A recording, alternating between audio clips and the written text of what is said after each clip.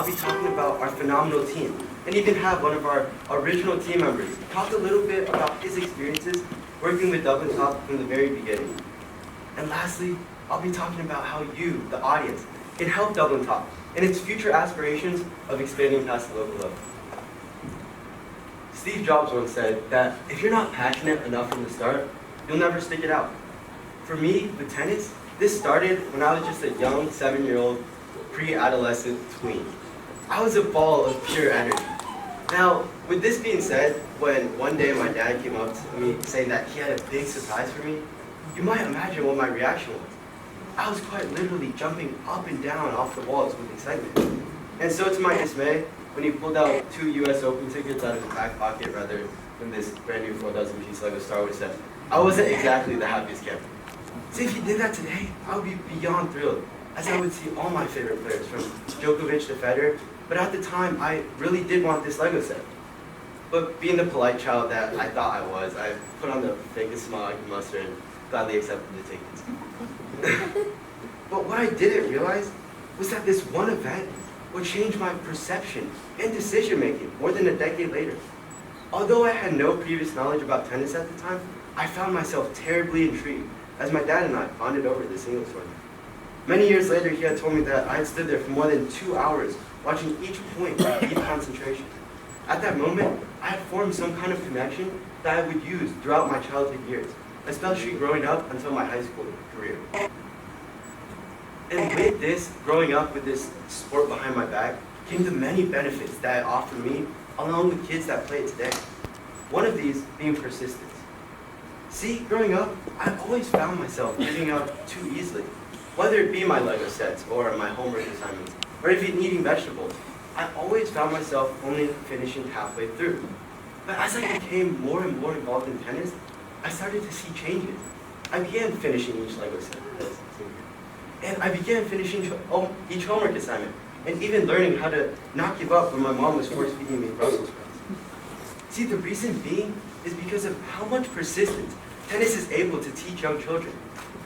Each point is quite literally a separate game, as the players struggle to battle between each point. And due to this fact, tennis players have to learn to not give up even when worse comes to worse. Furthermore, with persistency, I also learned to make unbreakable bonds and amazing friendships through the group activity that tennis was able to offer, along with Dublin Top. Because you're in an environment where you're full of people that have the same passion as you, especially through a sport, you're able to form these amazing friendships. Frank Lee, who will be talking a little bit about his experiences, is actually one of my closest friends that I was able to meet through tennis. But furthermore, being in these group settings, you not only form these amazing friendships, but you also have something that I think is the most important aspect, this escape from reality, or stress relief. See, kids growing up, they tend to over-dramatize everything. They quite literally think that the whole world is against them. And in these situations, especially in the late elementary and early middle school years, they tend to be very rebellious, which is why middle school teachers are so cognizant of their students. And in these cases, it's really important for them to follow the right path, or else they could lead to doing poor life choices, such as drugs and other substance abuse. For me, with tennis, this brought me away from these poor life choices, especially when I was surrounded by these types of people. I was able to make the right life choices and produce great friends like Frank today. Now flash forward to my high school years, when a certain spark made me want to spread this passion of mine outwardly to other kids today, to give them the same benefits that tennis had given me. For some context, my team and I on the Coffman team had always joked to our coach that our courts didn't meet our tennis league needs, that we needed to get this line repainted or make the nets a half-inch taller, quite literally to look like these courts. But this spark, in the shape of this awakening my freshman year, changed everything. See, this school was only about 20 minutes away from Dublin, a very affluent community. Yet when we arrived, it seemed like we were on another part of the country. The courts were so run down that you could barely tell where the white boundary lines were supposed to be, and the net was halfway sagging to the ground. But what was so peculiar to my team and I was the behavior of the other team. Although their courts were gray and somber, the players were quite literally shining through them. This was my aha moment. This was my light bulb moment, as I had realized that not everyone received the same benefits that tennis had given me. There was absolutely no difference between the passion of those kids in that away team and my team. The skill set difference wasn't resulting from passion. It was rather resulting from the horribly expensive cost of sports in general. This revelation, combined with the benefits that tennis had given me, along with that little seed of tennis planted in my brain ever since I was 7, compelled me to create some kind of organization. So, being the high schooler that I was, and this fresh ambition to help everyone and anyone there was get these free tennis clinics, I was ready to conquer the world. But I was horribly shut down. One, I was a busy sophomore with homework piling up to my head. Not only that, I was also clueless on anything that had to do with the word legal. I didn't know what the difference between an LLC and a nonprofit was. And on top of all of this, because I had these so many obstacles, my Asian tiger parents, who at the time thought my A wasn't a high enough A, weren't the most supportive of me pursuing something so grand. This is actually a picture of my mom telling my sister picture. And so with all of these obstacles shutting down this fresh ambition that I had, I took it to the one person who I knew could help. Someone who was able to actually organize this wonderful event tonight. And immediately, she mentioned the Daniel Wright Free Lunch Program, a 2-month summer program that offers families in Dublin in need free lunch 4 times a week for 2 months. It was through this amazing program that I was actually able to meet Mrs. Patterson, who is actually here in the audience today. So with this new audience, I also came a new obstacle: equipment. I was a broke high school student with absolutely no source of income, and parents that didn't know I was secretly rebelling behind their back, so I definitely couldn't ask them. So once again, I took it to Lorraine, and she offered another great resource, Dublin Neighborhood Bridges, which acts as a gateway between families in need and the community, who fills these gaps by providing donations to these families. It was through Neighborhood Bridges that I was able to meet Joe Prince-Stuper, who provided the unofficial Dublin Top at the time with 30 tennis rackets, a box of balls, and a portable net. So with this new equipment, I was finally to get this idea somewhat off the ground. Summer rolls around, and the first ever Dublin Top clinic comes into play.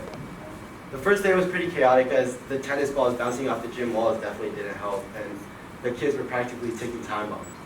But as the days and then the weeks went by, I really got to know the kids more and more.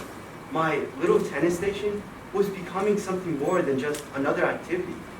After interacting with these kids and hearing their different life stories, I really became friends with them. One of these interactions I actually remember quite clearly, as it was the highlight of my summer. It was after activity time, and the little girl had come up to me, and she explained how she thought it was unfair that she couldn't play outside of the free lunch program. She explained to me how she thought it was unfair that I couldn't go every day, because at the time I was only going every other day. When I heard this, I was emotional, as this is what I had strived to do 6 months back when I had this idea. It was through this moment that I realized I had to go bigger, past the free lunch program. I had to expand to my local community.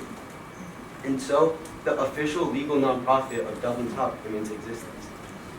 Now, with this legal organization under my belt, I knew I had to build a strong foundation. Novak Djokovic, the #1 tennis player in the world, actually says that building a strong foundation in the early years of a child's life will not only help him or her reach their full potential, but will also result in better societies as a whole. Now, there are 2 reasons I took Novak's words to heart. One, I was the #1 Novak fan in the world, and 2, Dublin Top was my new child. And so, with this desire to build this strong foundation for future student leaders in the future, I had to have these 2 pillars, as illustrated here. One of these pillars was financial support, as through that away game, I realized that tennis is terribly expensive, and that I needed some source of income. It was through this financial need that I was able to meet Andrew Klein, who gracefully provided Dublin Top with a very well donation of some money to help provide this equipment for kids. But also through this financial need, I was able to meet Chris Northbell, the founder and director of the Dublin Community Foundation, a nonprofit that looks to give grants to other nonprofits to enrich the Dublin community. Not only was Chris able to give Dublin Top a grant to offer this equipment, but he also showed me what I needed in an adult team member. Chris was someone that was pure, someone that would do it not for alternative reasons. He and Loren, the day ones, those were who I needed to be on an adult team. Helen Keller once says that alone we can do so little. Together, we can do so much. And with this adult team, as much as I wanted to give them all the responsibility, Dublin Top is still a student-run nonprofit. So I needed to find the right students. But luckily, at the time, I knew 3 wonderful students from the Dublin Coffman team. If you guys can raise your hand, that'd be great. Anton, Cy, and Brian. And one of them, who is very special and is going to give a talk very soon, is frankly someone that I was able to meet through tennis and a very good childhood friend of mine. He's actually here to talk a little bit about his experiences working with Dublin Top and how he's developed as a person. Friend, I'll give you this.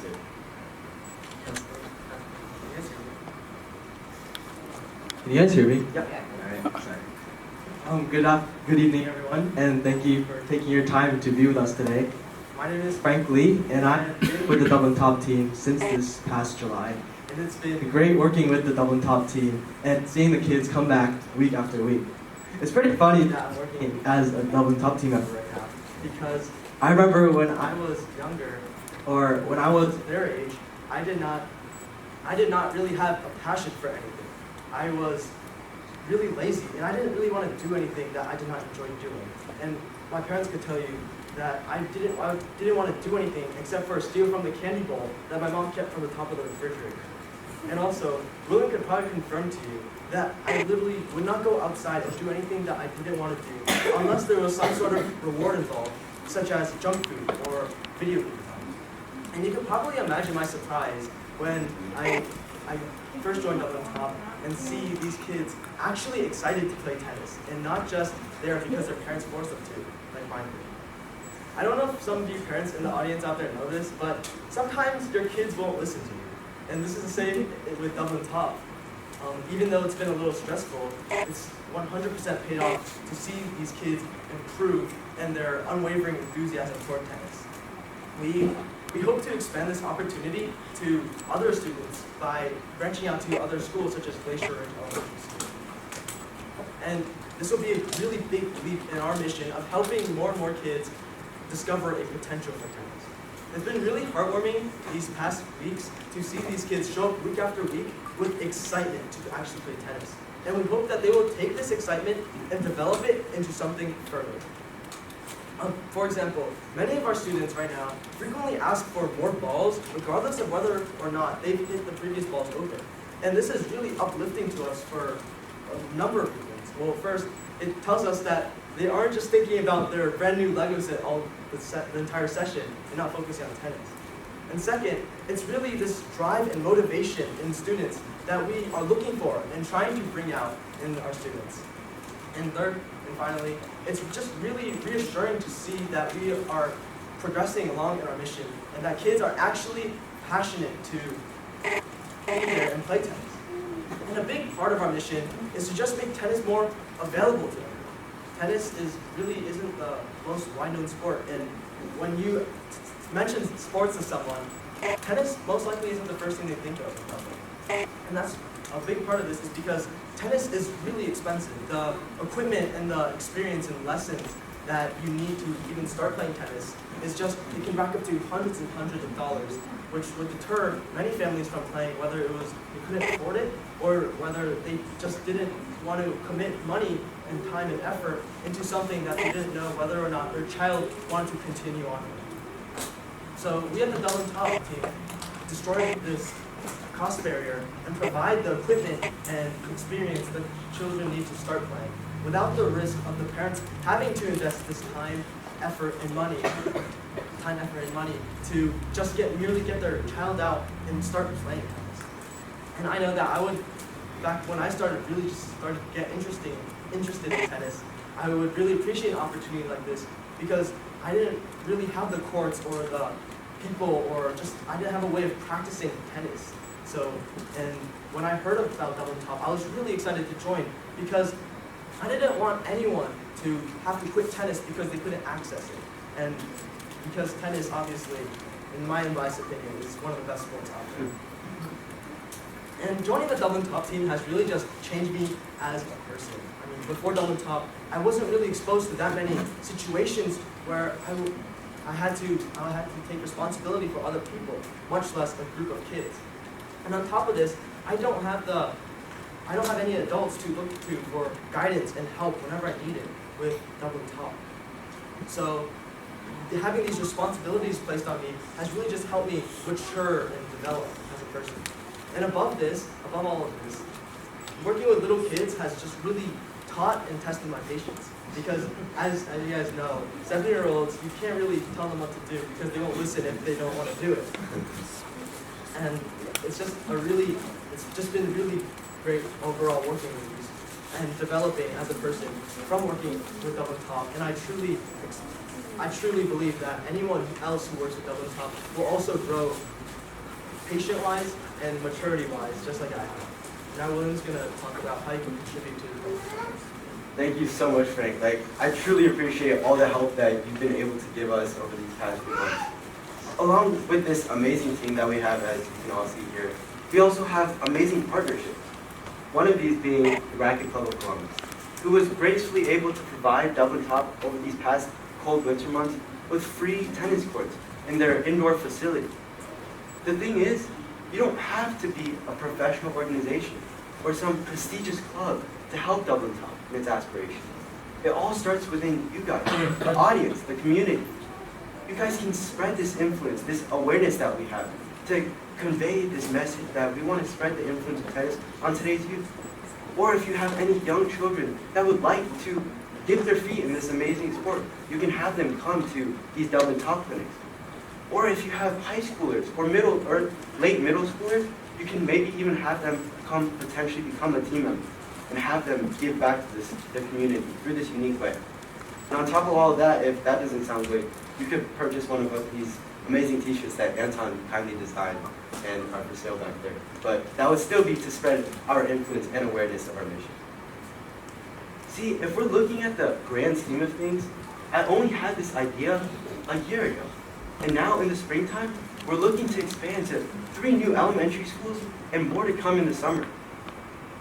But the thing is, we're not looking to stay within this small dot of the Dublin bubble. We're going to become Columbus Top, Ohio Top, and expand this circle of influence. And eventually, we would become USA Top. But the thing is, when we become this influential and of spreading this awareness, nothing would change. The very ideas would still be stemming from where it originated in Dublin. That being giving back to the community through the unique sport of tennis, but rather than through monetary purposes, we look to do it through community service. Thank you.